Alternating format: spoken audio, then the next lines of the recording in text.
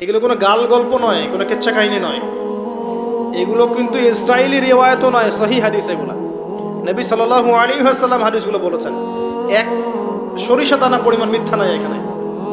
এখান থেকে বলতে যাচ্ছিলাম, দোয়া কবুলের অন্যতম একটা উপায় হচ্ছে আপনি কোনো ভালো কাজ করেন গোপনে, যেটা আল্লাহ ছাড়া কেউ জানে না, ওর ওসিলা করে আপনি আল্লাহর কাছে যান, দোয়া কবুল হবে ইনশাআল্লাহ।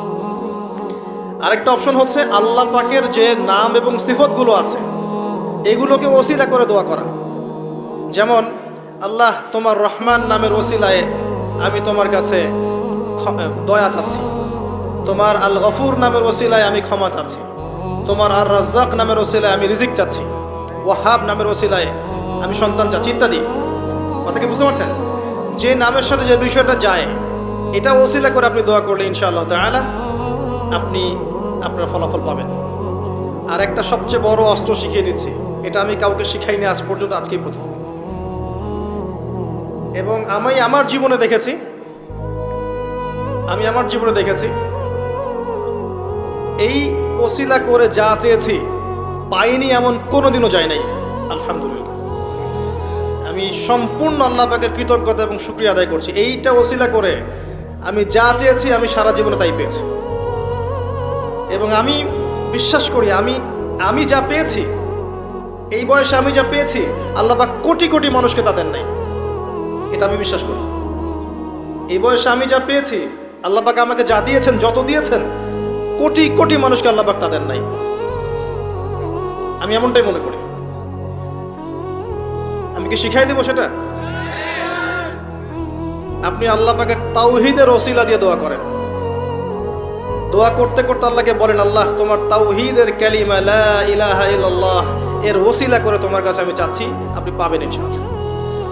যদি আপনার রিজিক হালাল হয়, যদি আপনার আকীদায় শিরক না থাকে, যদি আপনার আমলে বেদাত না থাকে, ইনশাআল্লাহ পাবেন। এর পরেও দুটো কথা আছে, সেটা হলো যদি দেখেন পান নাই, ইনস্ট্যান্ট পান নাই, মনে করবেন না দোয়া কবুল হয় নাই। এমনও দোয়া আছে যে আমি 10 বছর থেকে করছি এখনো পাইনি। এমনও দোয়া আছে আমি নিজেই 10 বছর থেকে করছি, আমার কাছে মনে হয় 2009-10 সাল থেকে আমি করছি, এখন পর্যন্ত পাইনি, ইনশাআল্লাহ পাবো। তো ইনস্ট্যান্ট সব পেতে হবে এমন নয়। যদি দেখেন পান নাই, তার মানে 3টা বিষয় ঘটেছে। একটা, বান্দা দোয়া করেছে, সাথে সাথে কবুল করা হয়নি, আপনাকে এটা উপযুক্ত সময় দেয়া হবে ইনশাআল্লাহ। 2 নাম্বার, এই যে আপনি আল্লাহর কাছে চেয়েছেন, এর ওসিলা আল্লাহ পাক আপনার আমল, আপনার তাকদীর থেকে কোনো বিপদ আপদ সরিয়ে দিয়েছেন, আপনি বুঝতে পারেননি। আপনি দোয়া করেছেন, হয়তো মনে হচ্ছে আপনি পান নাই, কিন্তু এর ওসিলায় আল্লাহ পাক আপনার তাকদীর থেকে কোনো বিপদকে মিটিয়ে দিয়েছেন, আপনি বুঝতে পারেননি। আরেকটা হচ্ছে, দুটার কোনোটাই হয়নি, পরকালে কিয়ামতের মাঠে আল্লাহ আপনাকে দিবেন জন্য জমা রেখেছেন। অতএব দোয়া করলে কোনো লস নাই। বেশি বেশি দোয়া করবেন, সেজদায় বেশি বেশি দোয়া করবেন, ফরজ সালাতের আগে পরে করবেন, নরমালি হাত তুলে দোয়া করবেন, নফল নামাজ পড়ে করবেন, দান সাদাকা করে করবেন, কোরআন তেলাওয়াত করে করবেন, দোয়া বাড়িয়ে দেন। আত্মশুদ্ধির কথা আমরা যে বলি না, কয়েকটা বিষয় জড়িত। বেশি বেশি কোরআন তেলাওয়াত করলে আত্মশুদ্ধি হয়, বেশি বেশি জিকির করলে আত্মশুদ্ধি হয়, আল্লাহওয়ালা মানুষের সহবতে গিয়ে পড়ে থাকলে আত্মশুদ্ধি হয়, বেশি বেশি দোয়া করলে আত্মশুদ্ধি হয়, বেশি বেশি পরকালের কথা ফিকির করলে আত্মশুদ্ধি হয়। এগুলোর খুব বেশি প্রয়োজন। আত্মশুদ্ধি না থাকলে আমরা আগামীতে পথ চলতে পারবো না। একটা বাতি থেকেই বাতি জ্বলবে ইনশাআল্লাহ।